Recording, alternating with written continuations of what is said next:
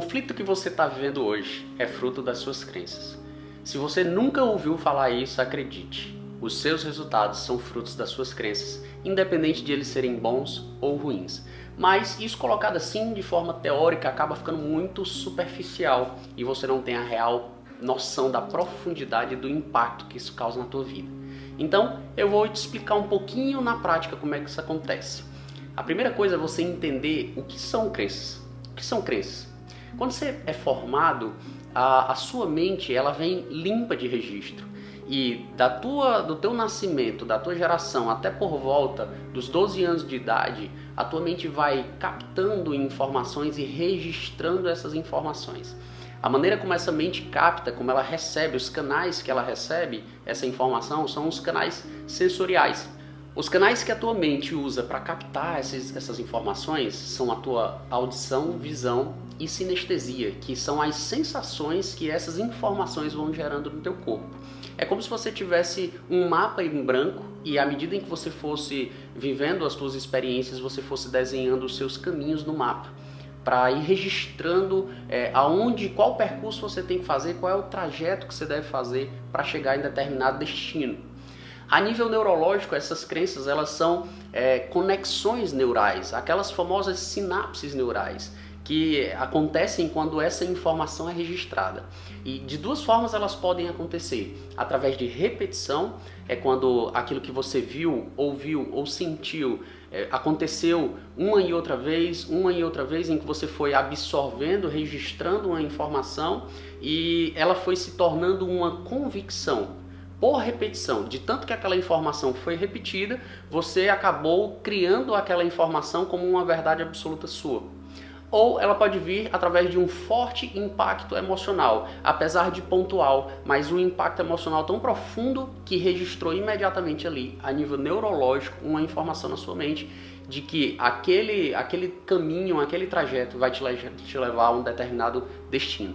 E aí, dessa maneira, você vai desenhando os caminhos do teu mapa, até que ele fique completamente desenhado, que é por volta dos teus 12 anos de idade.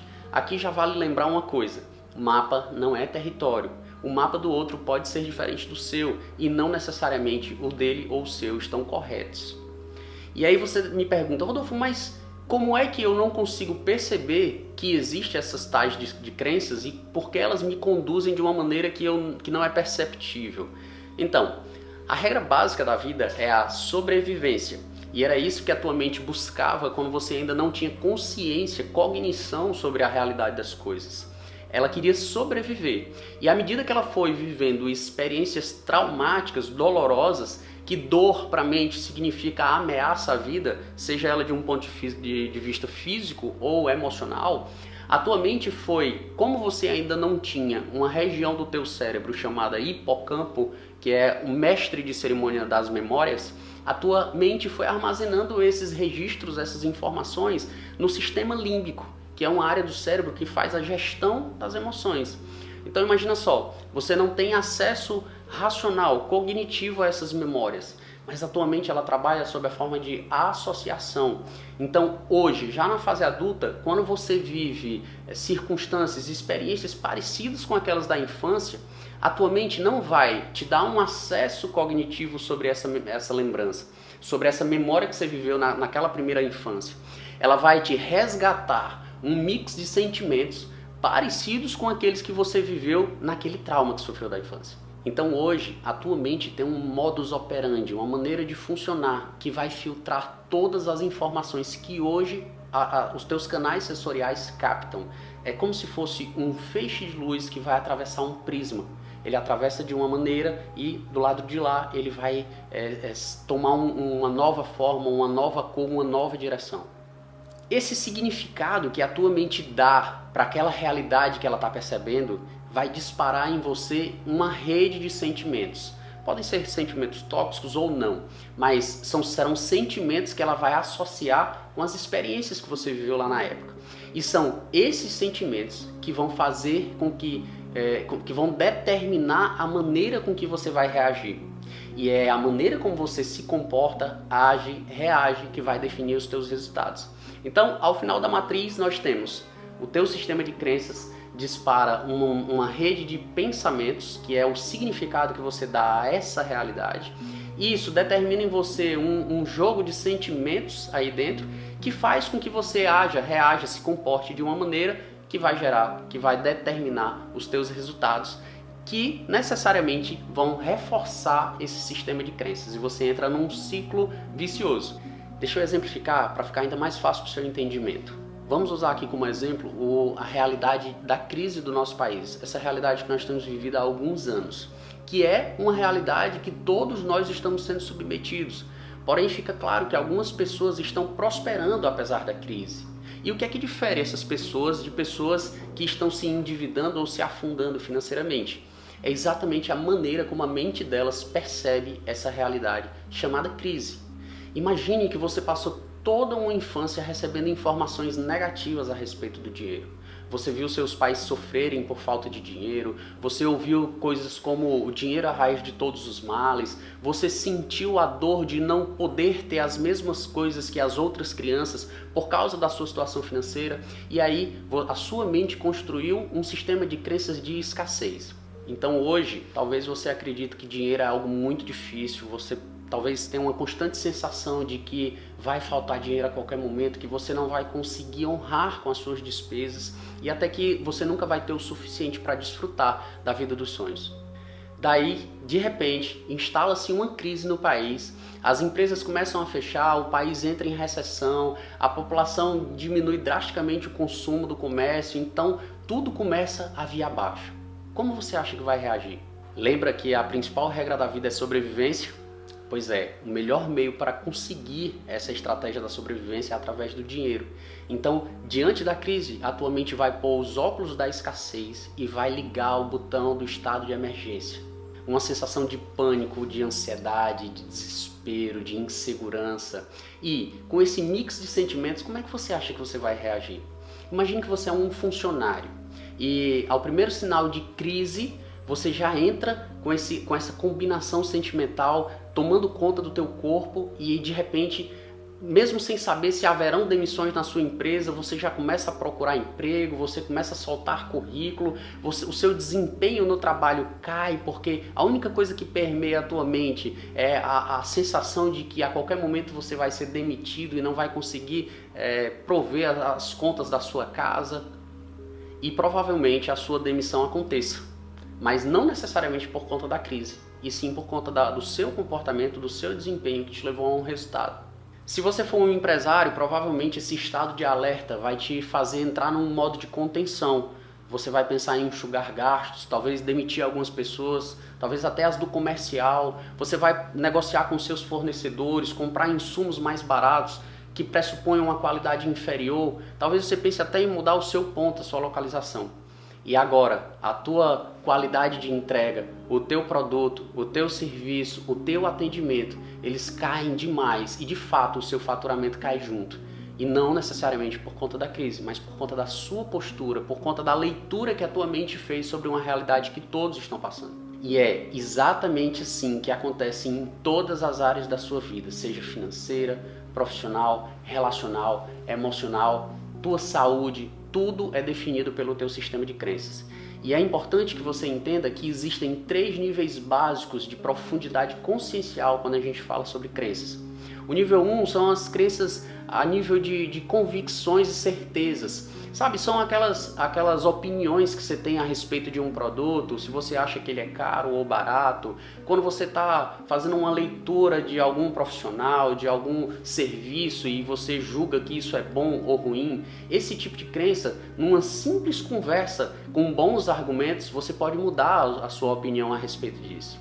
Mas nós temos um nível de crença intermediário, são o nível 2 de crença, são crenças mais profundas, são certezas mais absolutas. Aqui eu estou falando de crenças de princípios, de valores, crenças religiosas, são coisas que você acredita piamente que é daquele jeito e ponto final, inegociável.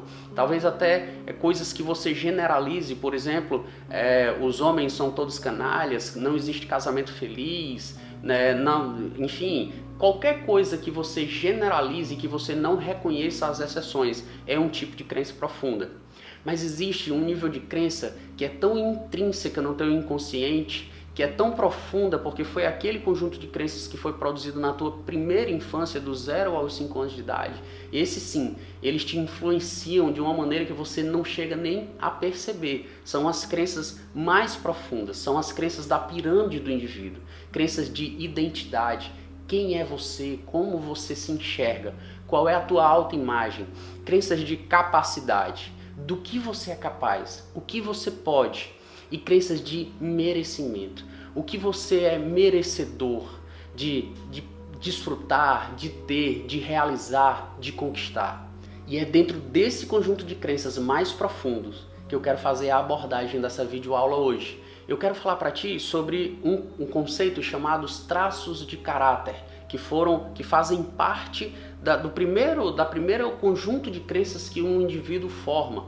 São experiências que todos nós vivemos, dos 0 aos 5 anos de idade, desde a gestação, desde a barriga da mãe, que foram gerando, que foram criando traços comportamentais. Todos nós passamos por essas experiências. Se todos nós passamos por elas, o que define a individualidade de cada mente? O que vai definir a individualidade de cada mente é exatamente a intensidade com que nós vivemos essas experiências e a combinação, as possíveis combinações que a nossa mente aprendeu a fazer com cada um desses traços de caráter. Foram 5 experiências do 0 aos 5 anos que definiram cada uma um traço de caráter. Eu quero te falar um pouco sobre cada experiência e sobre o traço comportamental que cada experiência dessa formou. A primeira experiência, ela começou ainda dentro da barriga da tua mãe, na gestação. E ela foi uma experiência, um sentimento vivido de rejeição. E vale ressaltar aqui que não necessariamente foi a intenção da mãe, a intenção dos genitores que causaram essa experiência, essa sensação. Foi a percepção da mente da criança. No caso da rejeição, essa criança no útero materno, quando possivelmente essa mãe vivendo qualquer tipo de conflito que envolvesse aquela gravidez, aquela gestação, de qualquer ordem que a tornasse preocupada ou tensa, não sei se talvez como eu vou prover essa criança, como eu vou me adaptar, criar um filho e minha vida profissional, será que eu vou dar conta de criar essa criança, como eu vou prover financeiramente essa criança, qualquer situação que envolvesse um contexto de preocupação. E quando é que uma mãe lembra que está grávida? Ela está ali envolvida com os afazeres, com as demandas do dia a dia dela, e ela lembra que está grávida quando o bebê mexe. O bebê mexe, ela conecta com a gravidez e automaticamente também conecta com a preocupação.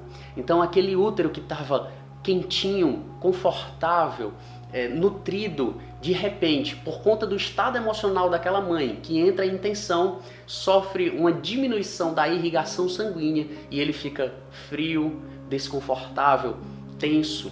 E aquela criança, a mente daquela criança começa a associar que toda vez que ela quer aparecer, a coisa não fica bacana pro lado dela.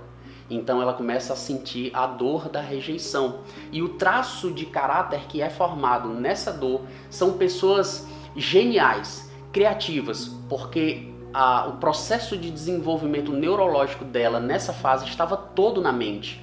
Então são pessoas de uma capacidade de criar ideativa absurda, mas são pessoas talvez individualistas, porque elas aprenderam que sempre que elas querem aparecer, elas estão correndo um risco de vida.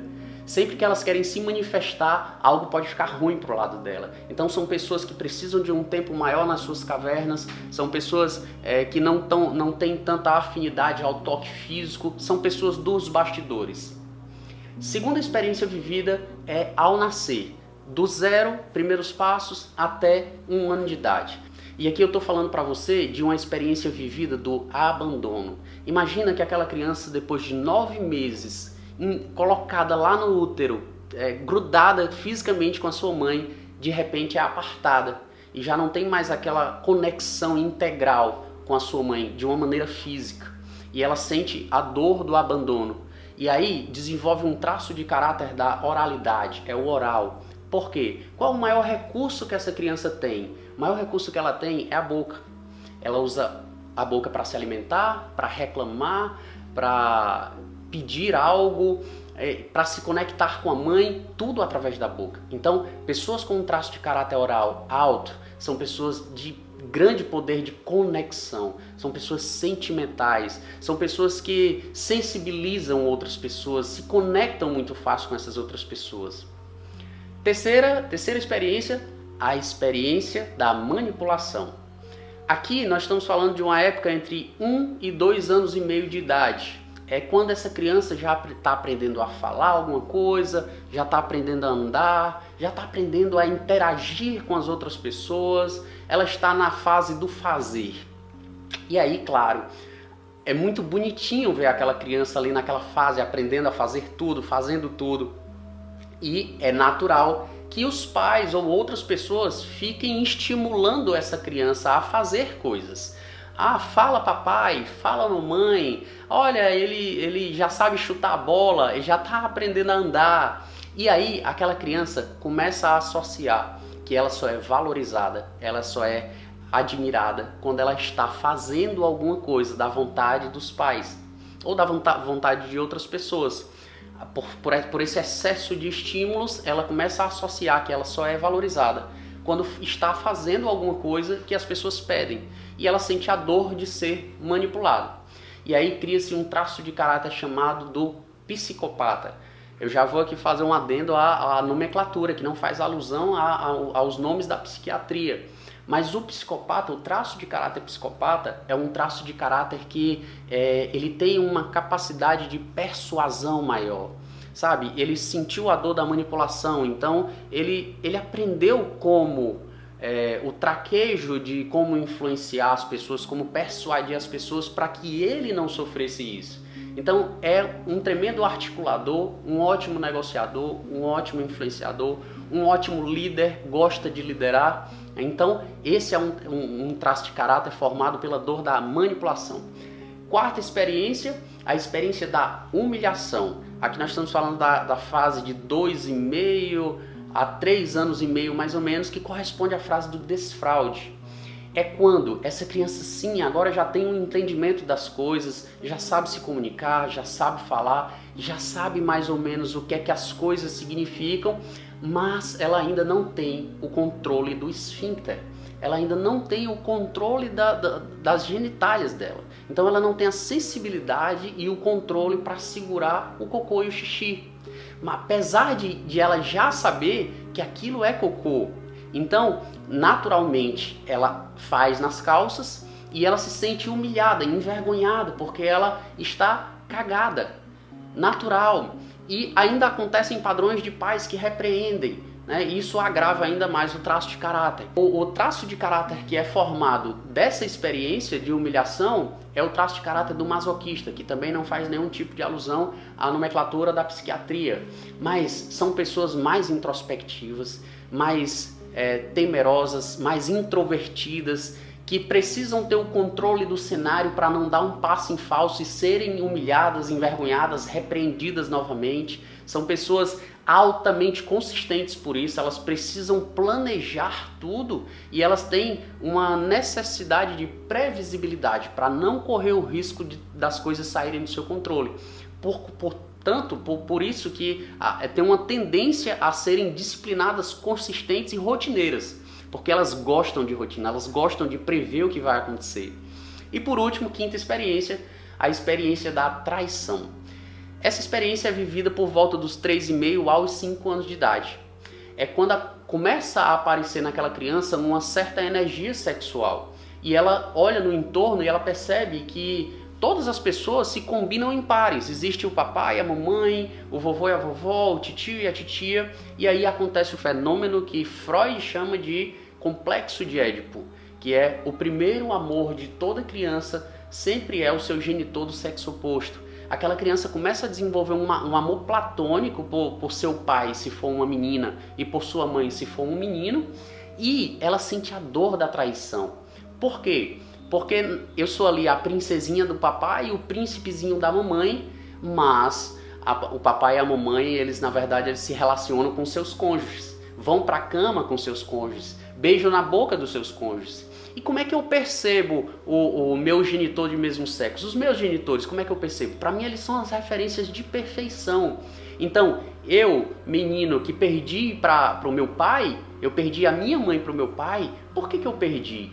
Porque o meu pai é perfeito, o meu pai é muito melhor do que eu. E aí eu desenvolvo um traço de caráter do rígido, a rigidez, de ser alguém sempre melhor, de sempre estar dando conta de tudo, de querer chegar nesse nível de perfeccionismo para não sofrer a dor de ser trocado, traído novamente.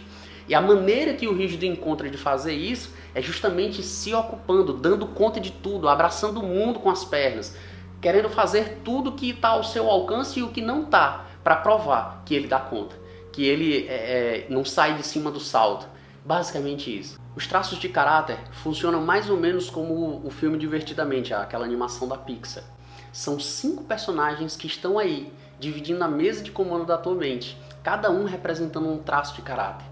Aqueles que têm mais intensidade passam mais tempo operando a mesa, e aqueles com menor intensidade têm menos voz de comando. O fato é que eles têm os seus recursos, as suas fortalezas, os seus motivadores, as suas fraquezas, os seus sabotadores, e eles estão aí dentro da tua mente, apesar de imperceptíveis, exercendo todo o poder e influência sobre as suas ações. E é a combinação deles que vai definir exatamente o segredo por trás da tua mente. Então a estratégia que eu quero te passar nesse vídeo hoje, 3 passos para resolver qualquer conflito na tua vida, tirando o máximo de proveito da tua mente, é em cima de conflitos circunstanciais. Problema circunstancial é algo pontual, algo desafiador, mas que está acontecendo na tua atualidade, que você não tem percebido acontecer, se repetir durante a tua vida. Enfim, pode ter sido causado por uma má decisão, por uma atitude errada, e pode até ser um problema de ordem emocional pontual, um problema de ordem relacional pontual, mas que você perceba que não é crônico, que não é repetitivo na tua vida.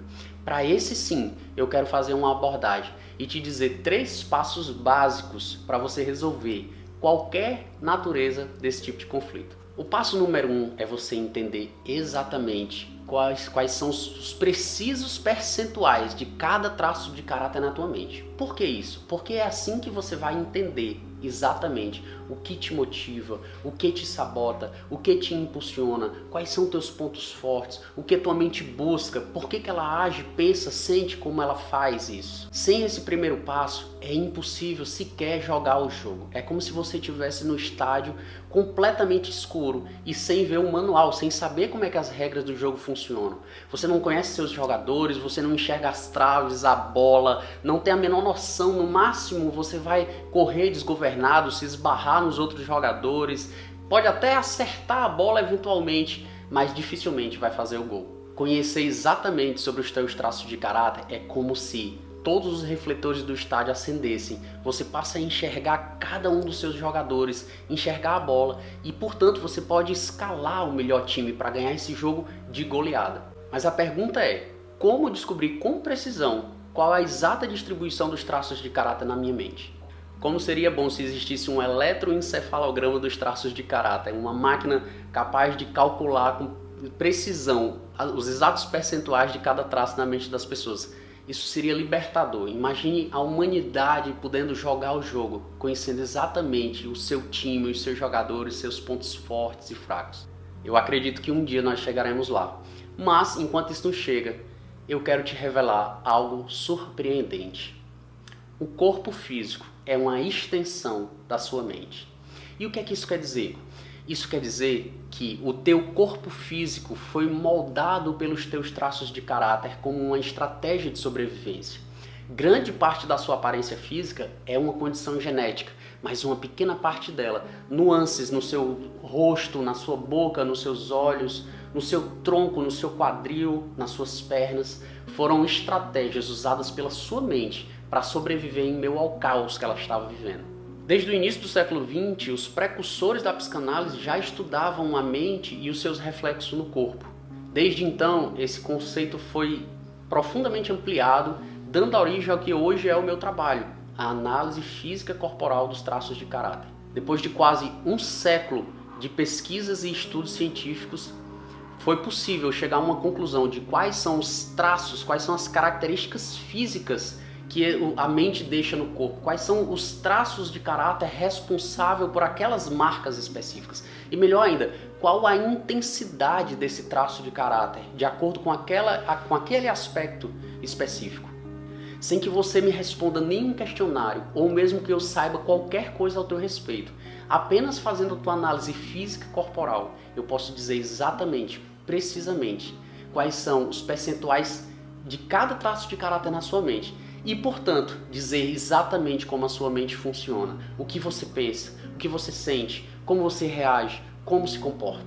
Coisas que até você desconhece num campo racional, mas que depois de uma devolutiva você vai fazendo sentido para você e muita ficha vai caindo e você vai podendo explicar muita coisa. Mas voltando aos 3 passos, o segundo passo é você analisar o contexto que você está vivendo, o conflito que você está vivendo e dar uma justificativa de acordo com os teus traços de caráter de como você chegou até ali. Não para usar isso como desculpa, mas para entender o que motivou a tua mente a buscar aquele conflito, aquela situação difícil que você está vivendo. E por último, o terceiro passo, depois de você desvendar a sua mente e entender como foi que ela te levou até aquele conflito, é justamente você escalar o time, ou seja, botar os teus traços de caráter com mais intensidade para jogar o jogo da forma correta, com os recursos que eles têm, com as fortalezas que eles têm e traçar uma estratégia de jogo para ganhar o jogo. Pode parecer simples para você, e realmente é, mas está longe de ser fácil. Carl Jung, um dos maiores psiquiatras que a humanidade já conheceu, tem uma frase poderosa que retrata exatamente isso que eu tenho te dito até aqui. Até que você tome consciência, o inconsciente vai dirigir a tua vida e você vai chamar isso de destino. Ou seja, você vai continuar jogando o jogo sem entender as regras e com o estádio completamente no escuro. E o pior, não vai nem poder explicar porque está perdendo o jogo. Agora, mesmo depois de assistir a tudo isso, muita gente vai listar uma série de objeções e desculpas. O que elas estão mesmo, na verdade, é com medo de encarar a realidade por trás da sua mente. Eu conheço várias pessoas que preferiram continuar com suas vidas medíocres a ter que confrontar suas limitações. E acredite, tem coisa assustadora aí. O fato é que, assim como o seu, o meu tempo é muito precioso para que eu desperdice com essas pessoas. O mundo está cheio de gente que precisa de ajuda, mas poucas que merecem. Esse vídeo é para você que está cansado de jogar o jogo no escuro, que está cansado de apanhar por não saber como as regras do jogo funcionam e tem coragem de acender os refletores, tomar o controle do teu time, por mais que isso doa, mas é isso que vai fazer com que você ganhe o jogo. Se você é essa pessoa, aqui embaixo vai ter um link para você saber um pouco mais sobre a análise física dos traços de caráter, como a devolutiva funciona, com ferramentas como a chave mestra que você vai saber mais. Você pode até escolher ficar sem saber os reais segredos por trás dos bastidores da mente, mas você jamais vai poder dizer que perdeu o jogo porque não sabia onde acender as luzes do estádio ou porque não sabia onde encontrar o manual. A decisão está nas suas mãos.